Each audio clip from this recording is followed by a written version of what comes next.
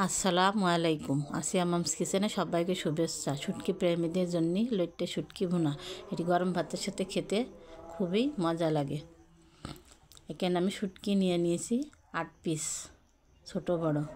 এটাকে পাখনা লেজা কেটে গরম পানিতে 10 মিনিট ভিজিয়ে রাখবো, পরে নরমাল পানি দিয়ে ধুয়ে নিব।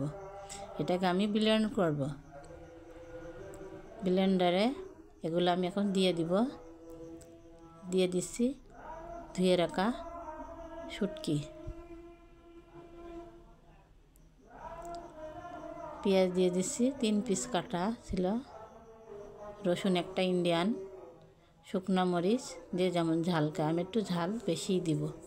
শুকনো মরিচের গুঁড়ো দিলাম 1 চামচ, একটু পানি দিব। পানি দিয়ে এগুলা ব্লেন্ড করে নিব। আমার কাছে এভাবে রান্না করলে বেশি ভালো লাগে। চুলাতে কড়াই বসিয়ে দিয়েছি, এই কড়াই গরম হলে তেল দিয়ে দিলাম। এগুলো বেশি কিন্তু মিহি করা যাবে না, এভাবে মিহি করে নিতে হবে, করলে বেশি ভালো লাগে। তেলগুলো ছড়িয়ে দিয়ে দিচ্ছি ব্লেন্ড করা শুটকি। এটি চুলার আঁচ কমায়ে রান্না করতে হবে। লবণ, হলুদ গুঁড়ো দিয়ে দিচ্ছি। এটা রান্না করতে বেশি মশলা লাগে না, লবণ, হলুদ, পেঁয়াজ, রসুন এই কয় পদ দিলেই হয়ে যায়।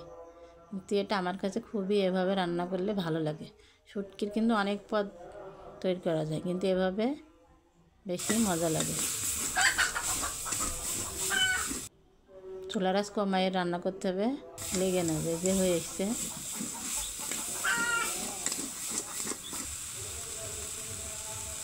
এভাবে রান্না করে খেয়ে দেখবেন, খুবই ভালো লাগবে। হয়ে গেছে শুটকি ভুনা গরম ভাতের সাথে, খুবই মজার একটা রেসিপি।